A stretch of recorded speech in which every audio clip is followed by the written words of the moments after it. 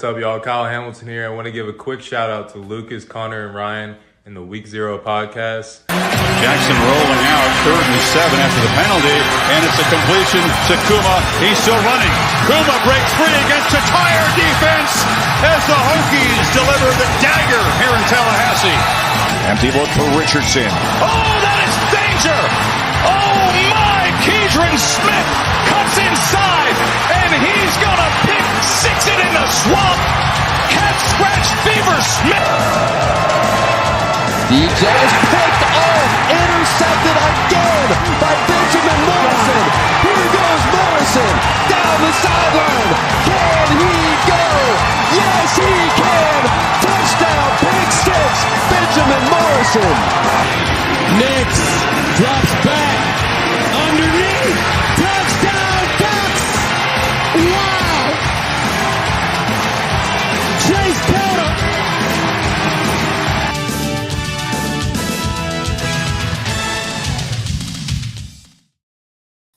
Welcome, everybody, to another episode of The Gold Standard. I'm your host, Ryan Fravel, with my buddy Sean over on ND Forever on Twitter. We are back. A lot of news today, specifically Notre Dame news. Some bad, some really good. Sean, how are you doing, man? I'm great. Great day, like always, to be a Notre Dame fan. Every week I say that video makes me hype, gets me ready. We're 97 days away from week 0, Notre Dame in Dublin. Let's go. Oh, speaking of that, did you see that this is like for international traveling to a game? That is a record for any sport event. Any sport. Really? It's really? Any sport. That is crazy. That is insane. I know that I heard that Ireland is sold out officially as of a couple days ago. I'll read the exact thing for you. This is insane. It blew my mind when I read this yesterday. It says, and I quote, Notre Dame announces its season opener versus Navy Ireland will feature a new world record for largest number of Americans, 39,000 plus Americans expected to travel international for a single sporting event. Wow. That is insane. That's attributes to Notre Dame's reach, man. Best fan base in the world. That's Notre Dame's third home right there.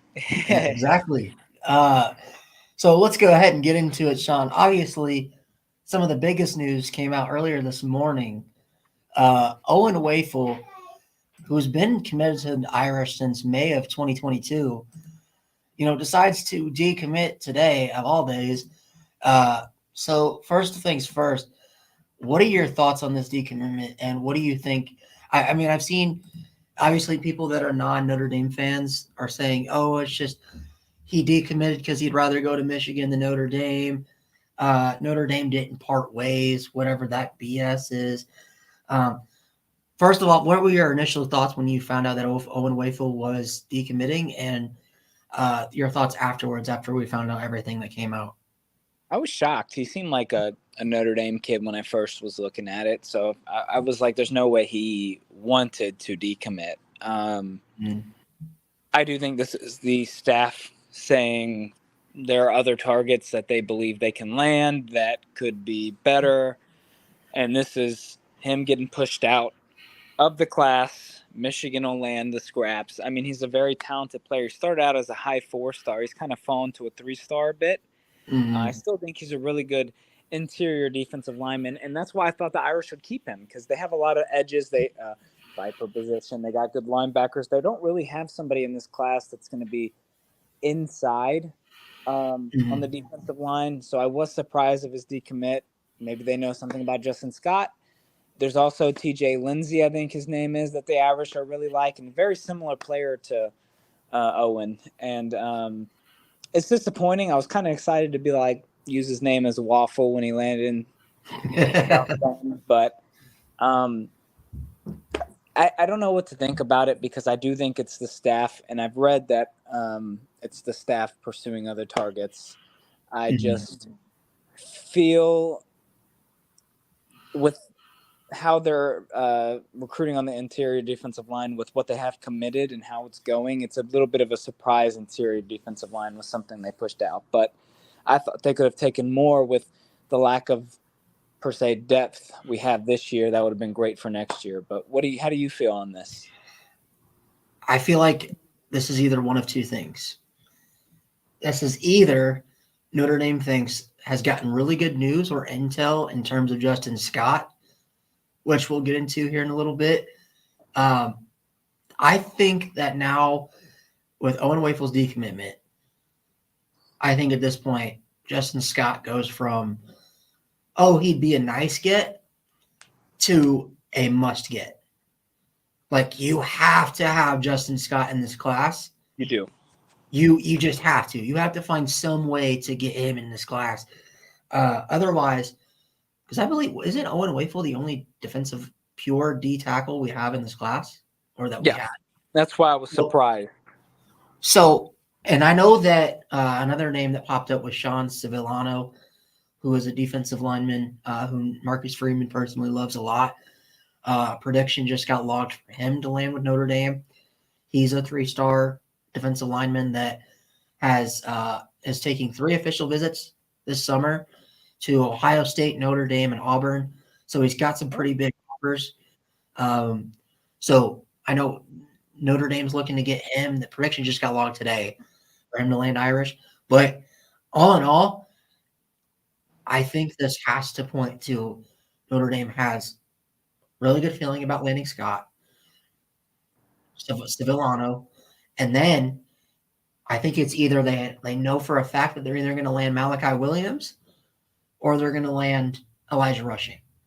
Because I think that, to me personally, I think for this defensive line class to be what it should be, I think you have to land at least two of the 4. You have to land Scott Sevillano, Malachi Williams, or Elijah Rushing. I do think we have to be prepared that we might not get any. That is something we should be prepared for. But I do agree it's a must to get 2 of the 4. Pull up who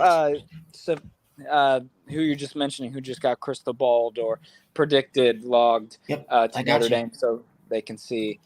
We can see his ranking here and talk about him too. So I don't know if you've watched too much about him. I have. They offered him a little bit ago. He, to me, seems like a better defensive lineman than Owen Waffle. He just doesn't get a lot of attention. But he's a bigger guy. He's very powerful off the line of scrimmage. He's from Clearwater, Florida. So obviously I think this kid could play.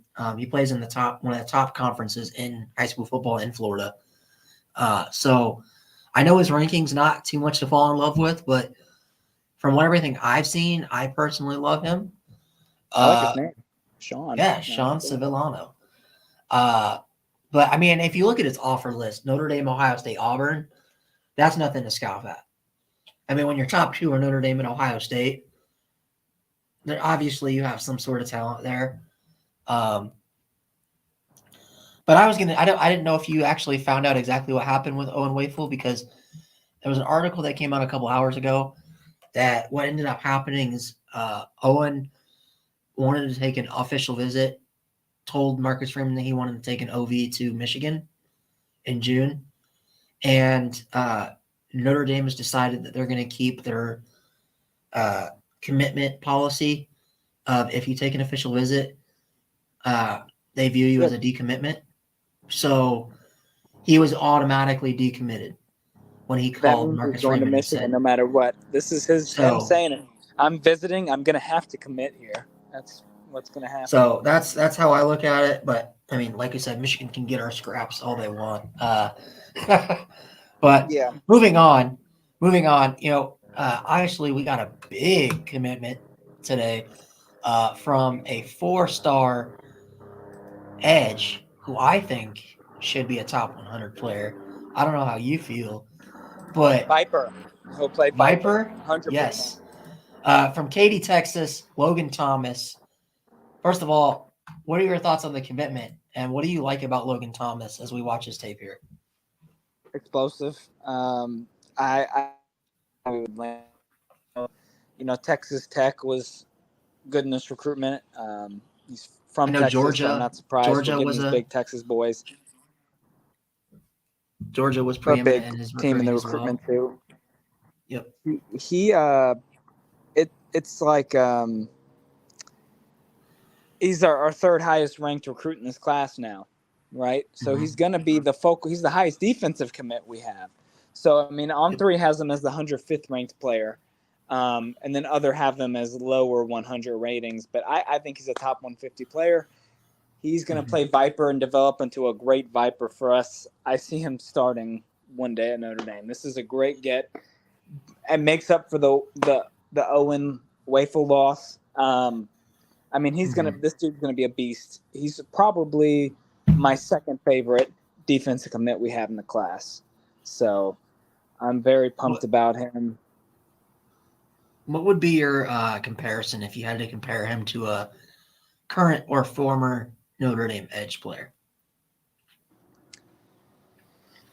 Oof. If I had to compare him, I would say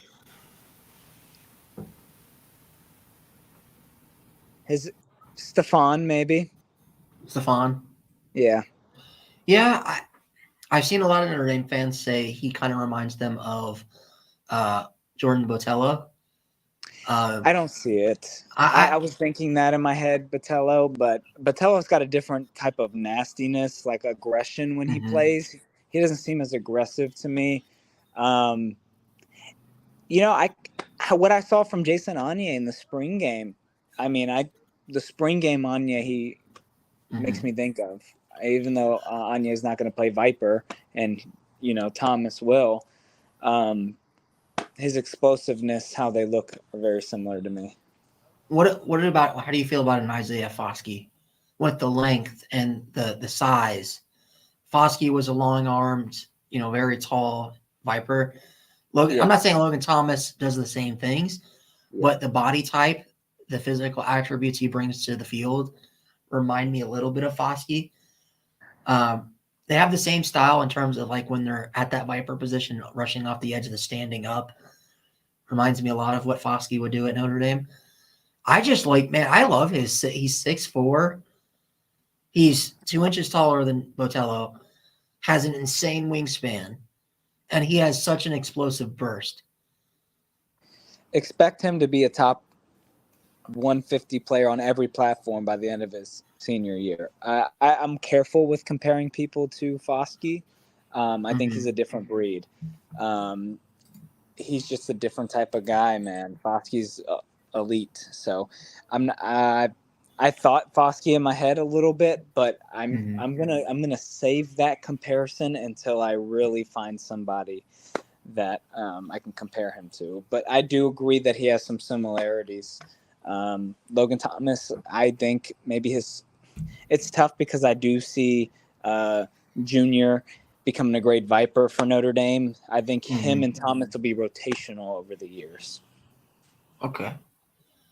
So next up, we'll talk about, obviously it was a big Notre Dame target. He was best friends with current Notre Dame commit 5-star quarterback CJ Carr. Jaden Rydell today committed to the Georgia Bulldogs, the 2-time defending champs. Can you blame him? Kind of surprising because I don't even believe he set a commitment date. He came out with his top 5 a couple days ago. And his so visits. So I mean, what do you make of this? Did something happen within the last couple of days that just he knew that Georgia was the place for him? It has to, even though he did his top 5 before that. Sorry for interrupting. Even though he did his top 5 before the commitment of the number 1 ranked player in high school, the quarterback, I think that's a big factor. And Brock Bowers. I mean, you come here, you're going to be a part of arguably one of the best classes ever, and you're going to probably start right away when Bowers leaves. And it's hard. It's hard to go against Georgia with what they are right now. I mean, they're 2-time defending champs. I am surprised. I literally was like, Notre Dame's got a chance if he goes on campus. He's just got to make it to campus, and Notre Dame's in this. And he never made it campus. Jack Larson's a good get. Not someone that blows you away, but I am excited about Carter Nelson. I do think he's a top 5 tight end in this class. I think if we can't get Jaden, Carter Nelson's going to be up there, and he's got potential to start as a freshman, Carter Nelson too. So don't be upset, Notre Dame fans, if we land Nelson instead of Jaden. So how do you feel about this news? Were you shocked like I was? Like, Yeah. with Carter Nelson? Or? I was kind of hoping we could stave off what seemed like it was inevitable that he was going to end up at an SEC school from everything he was saying. Yeah.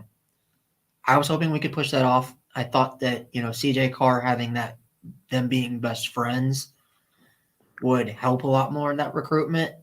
Mm-hmm. I mean, what was it? It was just last week that he was posting pictures hanging out with CJ Carr in Notre Dame gear. Yeah. So, I mean, let me ask you this: do you think Notre Dame cools off? Do you think that they don't keep going this route? Do you think that they just put all the eggs in the basket of Carter Nelson? Because yes, me personally, right. I would hope. I don't know what Georgia's policy is on OVs. I don't know if he'd stop taking OVs. Because I've seen other commits at other places still go on official visits to other places, like Caleb Beasley, for instance. Yeah. I just think Jaden Rydell is such a generational talent at the tight end position that I don't think just because he committed to Georgia that Notre Dame can stop getting in his gear. They might still talk to him. I think we should do eggs in the basket with Carter Nelson. You don't want a situation where you lose on both. Jack Larson is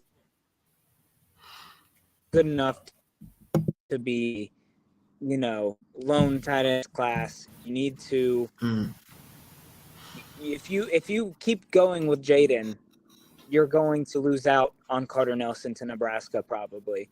You need to now go show to somebody who wants to go to. No, Nelson's not too shabby. He is really talented. So, if we land Carter Nelson, I'm not going to be upset at all.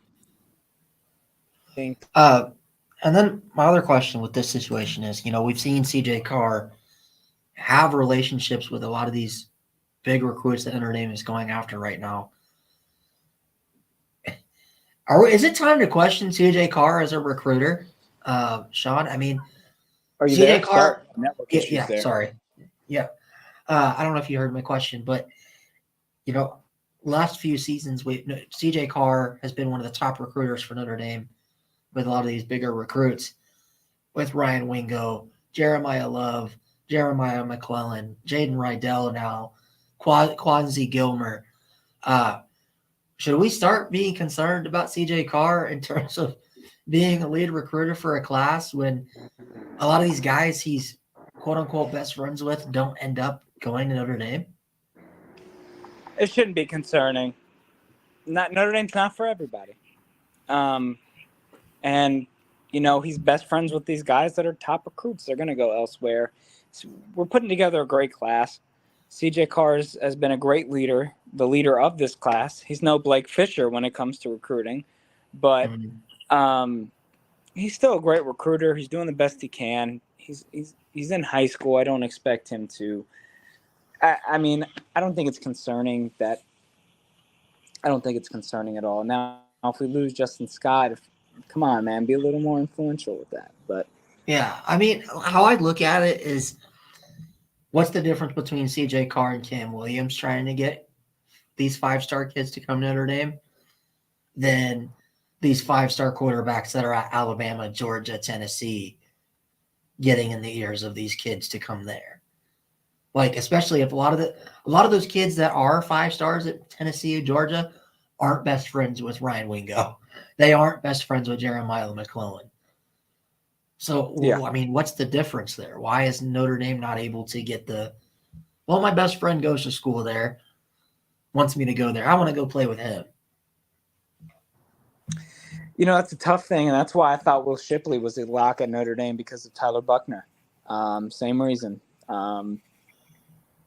It's just maybe they just feel the love somewhere else. The coaching staff, it could be, it's influential when, a team that's won 2 natties in a row and is about to show one of the best tight ends prospects of all time to come out of college. For Jaden's example, like it's hard to say no to that. It's like Tommy going to Alabama to learn under Nick Saban. You don't blame him, right? I don't think it's concerning yet. Now, if we start losing more people in this class, then it'll be a little concerning, because if he's not able to keep the people locked in, that's going to be a problem. So that's something to watch out for with that. All right. And as I pull this up, the next thing we'll talk about is Justin Scott releasing a top 5 today. I'll pull that up here in a second. Of Notre Dame, Miami, Ohio State, Michigan, and Notre Dame. And Georgia as well. And obviously retweeting it here, saying almost time. Seems like maybe Justin Scott is close to a decision. What do you make of this top 5? How confident are you? If you had to go based on 1 to 10, how confident are you Notre Dame ends up with Justin Scott? A 5.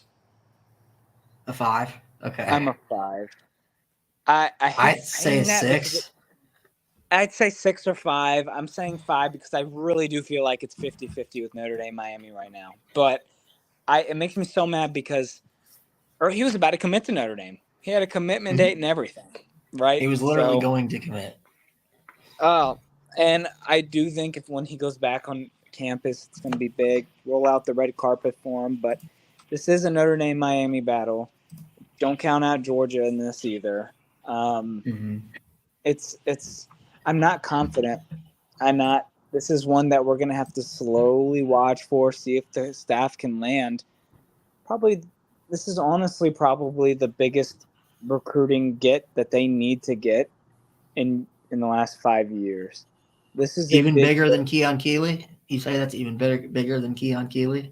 I do think it's a bigger get. Only reason because, one, he's a 5-star just like Keeley, and even though Keeley was ranked higher, Justin Scott's from Chicago.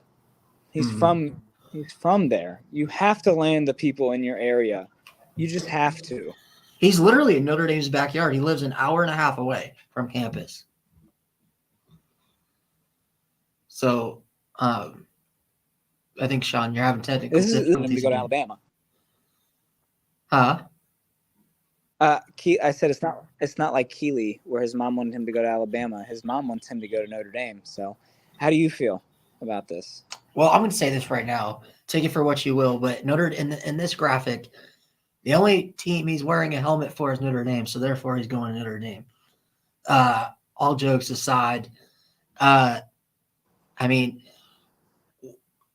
do you think Miami is such a big piece? Obviously, NIL is a big thing. But in my opinion, Justin Scott doesn't seem like the NIL type of recruit. Providing money for his parents, maybe. I'm surprised it's Miami. I really am. I thought it'd be like Georgia. I don't know. Sometimes you just lose out on a recruit. Sometimes another team swoops in. He could just really like Miami. I do think. I mean, do you feel Notre Dame will land him right now? Do I feel what? Notre Dame will land him? Do you feel that Notre Dame's going to land him? Yeah. It scares me, but there's a weird thing in the back of my head that saying he's going to end up Notre Dame, because I don't really know a whole lot has changed since January. Obviously, he's got new offers from Miami and Georgia. I guess we'll have to still see. We'll have to wait and see how those official visits go. My concern level would go a lot higher if Notre Dame doesn't get him back on campus in either June or July. They will. So he is. They better. To visit. I will say this: they better. Yeah. So he's scheduled to visit. They're the 4th visit, not the last visit, but the second to last visit. But it's not unofficial, correct? I don't know. I just know he is visiting. It could be an official. He could be using all No, five. because I think he said he wasn't going to take an I OV in did Notre Dame. read that, but I read recently Mike's or Tyler or Mike saying that he's going to visit Notre Dame in the summer still. So we'll see. Okay. He needs to go to Notre Dame. If Notre Dame does not land him, if Notre Dame lands him, this class is elite. If he doesn't, it's still really good. But they really need to add another piece. They really do. Yeah. He's starting next, day one. for sure. For sure. I mean, I don't know who in that D line is going to take reps away from Justin Scott. But really quick, and we'll move on to our next topic here. Another 5-star kid that Notre Dame is heavily pursuing. 5-star edge, Elijah Rushing, out of Arizona. I mean, my confidence level in this recruitment has been up and down so much in the last few months. One time it feels like Notre Dame has no shot. Then it feels like Notre Dame's got a legit shot. Kind of back to that middle ground now. Elijah came out earlier this week with a statement saying that he's taking 5 official visits, 4 of whom are to the 4 teams on your screen: Oregon, Arizona, Notre Dame, Tennessee, and then one other who I believe is Ohio State or Michigan, one of the two. And he came out with a statement earlier this week saying that he knows he has a top 3 of the 5 for sure, that he knows he's very interested in, and 2 teams that are kind of on the outside looking in that could get back into his top 3 based on how the official visits go. Based on that conversation and that statement, do you think Notre Dame is one of those 3 teams, or do you think Notre Dame is on the outside looking in? They're one of the 3 teams. Okay. Who would They're those not 3 outside. teams be if you had to pick? Oregon, Notre Dame, Tennessee, Okay. Arizona, and the other official visit on the outside that could jump in. Arizona because he's from Arizona, Tucson, right? So I do think that Notre Dame, my confidence level, if I had to pick, I'd say a 3. Yeah, that's kind of where I'm at too. I've never been confident landing him. I've actually always been more confident landing another recruit who's really highly rated too on the defensive line. I'm forgetting. I'm drawing a blank right now, but I'd say a 7 for that other person. But I don't know about Elijah Rushing. I do feel Oregon's got a big lead in this. Official visit's big. If we land Elijah Rushing and not Justin Scott, would you be upset? If we land Rushing and not Scott, yeah, I'd be more up. If you're asking me who I'd rather have Justin Scott. Me too. Personally, I'd rather have Scott because I think our edges, while they may not be Elijah Rushing, they're still really good.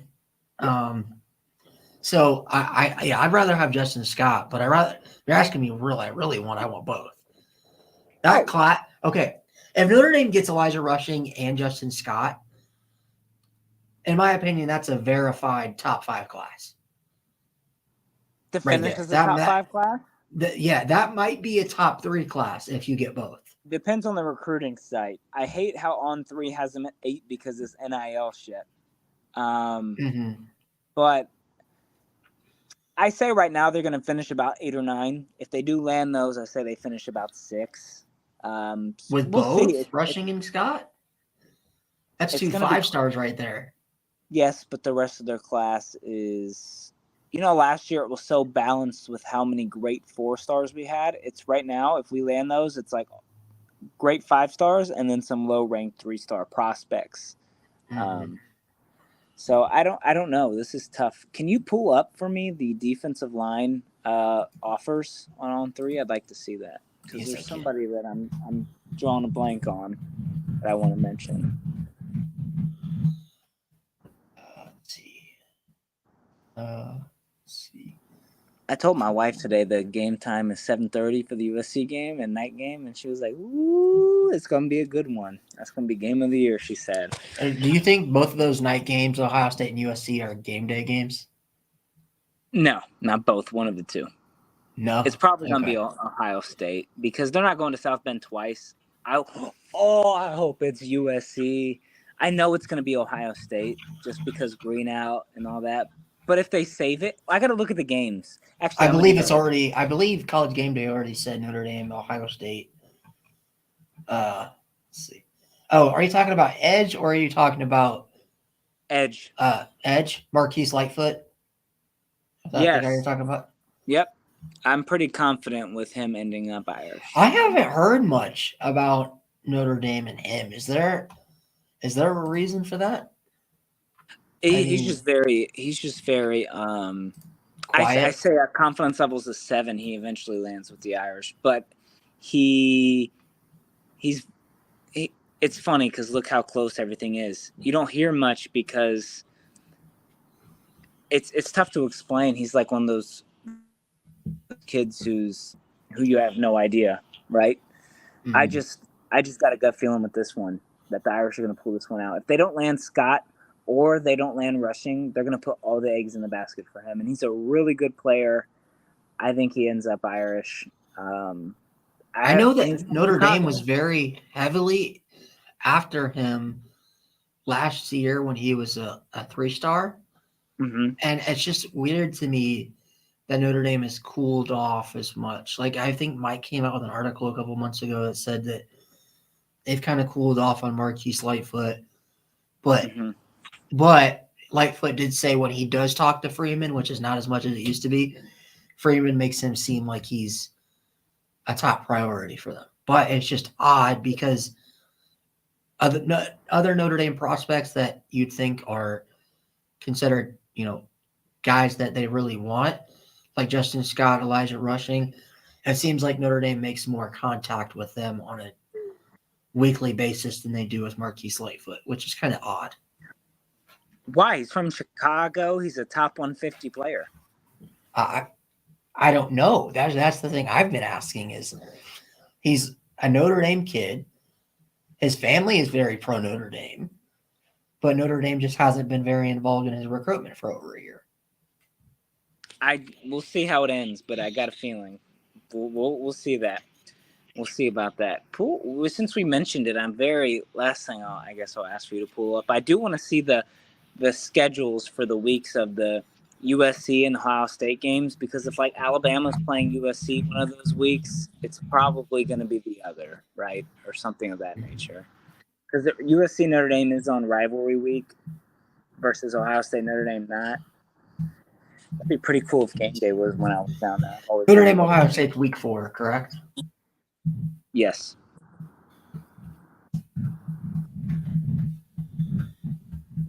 Let's see.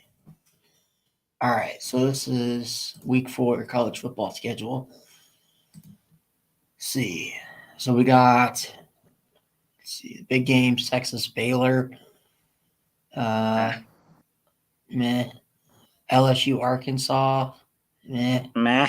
Let's see. There's like no good Ohio State Notre Dame. North Carolina Pittsburgh. Meh. UTSA Tennessee. No. BYU Kansas. No. Auburn Texas A&M. No. Oklahoma Cincinnati. Yeah, there's no. Those are the best games that week. So Notre Dame Ohio State is definitely getting that game day. I can see potentially if it's like a top 5 matchup, Notre Dame USC. I don't see it. What week is USC? Is that week 9 or week 8? It's 7 or 9. It's 7, 9 on the 2. I think all I know is that with rivalry week, they're going to probably go elsewhere. They're not going to South Bend twice. It's very rare. They did go to South Bend twice one year, I believe. No, Notre Dame doesn't. No, yeah, Notre Dame USC. So the games on week 7, that could probably take that away.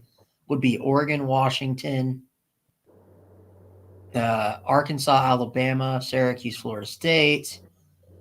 Let's see.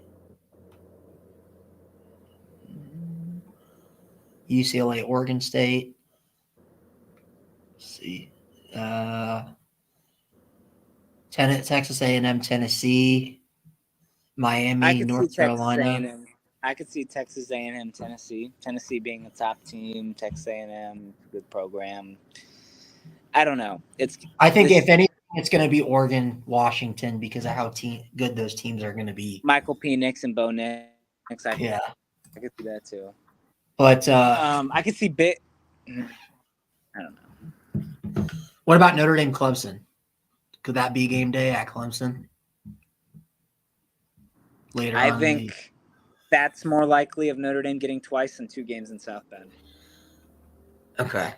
I do think if I had to, it sucks because I really would hope that they would do Notre Dame USC because I hope they skip Notre Dame Ohio State because when was the last time Notre Dame USC was game day? That would be a big atmosphere, right? A big rivalry. I think the last time was what, 2005 with the Bush? Do it, man. Do it. That was the last time. Can we wear the green jerseys against USC? We're already doing it. I wish. We're already doing it against Ohio State, so. That's gonna be so odd because I'm going to the Ohio State game. It's gonna be so odd. That's gonna be my first time ever watching Notre Dame in person wearing green jerseys. So that's gonna be so odd. I saw them in Shamrock Series against Maryland. I don't remember if those were green jerseys or not, but I did go live to that one. Last Notre Dame game I was at was at Virginia Tech, the Dexter Williams long run. Oh, yes. That was like 2018, I believe. Yeah. That was the last Notre Dame game I was at, and great atmosphere. Blacksburg was awesome, but I've actually only been to one home Notre Dame game, and it was Notre Dame Virginia Tech. Well, this year I'm going. I'm going officially to Notre Dame, Ohio State, Notre Dame, USC, and then I'm going to South Carolina to watch Notre Dame play Clemson. So that's going to be, that's going to be a busy season for me. So I'm going to all the big games. Crazy. I told my wife, since we're in Georgia, 2-3 hours away, I was like, if you want, it's easier for Clemson. But the Clemson tickets weren't out yet on StubHub and all that. With Ticketmaster and StubHub, even though Notre Dame didn't release the tickets for those games, Ticketmaster guarantees that if you don't get the ticket that you bought, they upgrade you, right? So if the season ticket holders, when they release, don't give us the tickets we bought, Ticketmaster will upgrade us to whatever's available.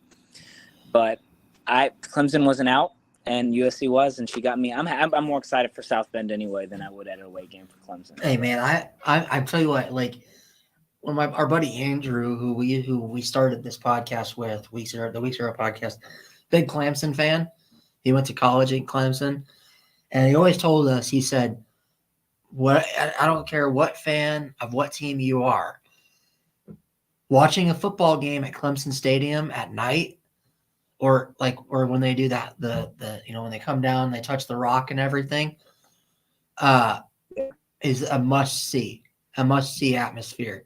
So I'm going to be at Clemson. I'm going to be sitting on the 50-yard line, 2 rows from the field. So I'll be really close. Surprisingly, going to watch Clemson play Notre Dame is a hell of a lot cheaper. Like when I say a hell of a lot, I mean a lot cheaper than going to watch Notre Dame play USC or Ohio State, which is kind of odd because I know Clemson fans pay a ton of money for tickets, and with how good Clemson's been recently, I'm surprised those tickets aren't more. Yeah, skyrocketing. I will tell you this: I would people say. I mean, I'm not going to say they're the best team, but every list I've seen of top 10 atmospheres at night or top 10 atmospheres in general, Virginia Tech's always on there saying, man, I've always wanted to go to that. Every section was purple, orange, Enter the Sandman, all the lights. They were so loud. Actually, funny story with this. 2 weeks before I went to that game, I was at a B-Dubs watching Notre Dame, and Virginia Tech lost to Old Dominion, which dropped them from being ranked before they got ranked in that matchup. And I was in Virginia and just Richmond, and when I went to VCU before I joined, and this guy was a Virginia Tech jersey in the bathroom when we were both washing our hands, and I said, "Hey, sorry about the loss. I'm going to the Notre Dame Virginia Tech game." He said, "Oh, me too." I was like, "That's crazy." Get to the stadium, sold out stadium. Me and my friend get to our seats. The guy we are sitting by is the guy that I ran into at B-Dubs. That's insane. That is crazy. That is insane. I've also heard that going to we'll wrap this up on this note, but I've always heard, because I've heard from NC State fans, that going to see a game at Carter Finley at night is a really good experience. I've always wanted to go to a game at Virginia Tech, and I've also always wanted to go to a game at Michigan. Like, I hate Michigan, but that's always one of the top 2 stadiums that you can go watch a game in. Yeah. But I have heard, my mom went to the Notre Dame Michigan game years and years ago at the Big House, and she said Michigan fans, when it's Michigan Notre Dame or Michigan Ohio State in the Big House, they are very miserable fans to sit next to. She said that they were wearing the Notre Dame jerseys and they had Michigan fans throwing beer on them the entire game. Oh. So I'm like, yeah, if I ever do that and somebody throws a beer, we're throwing hands. Yeah. We're throwing hands. You might have to carry me out of the stadium. But anyways, been a good show. We had a lot to talk about and cover tonight. We'll be back next week. This has been The Gold Standard. I'm your host, Ryan Fervell, with my boy Sean at NDForever on Twitter. Go follow me on Twitter at Fervell_Ryan. We will be back next week, hopefully with more Notre Dame news. And as always, God bless and go Irish. God bless and go Irish.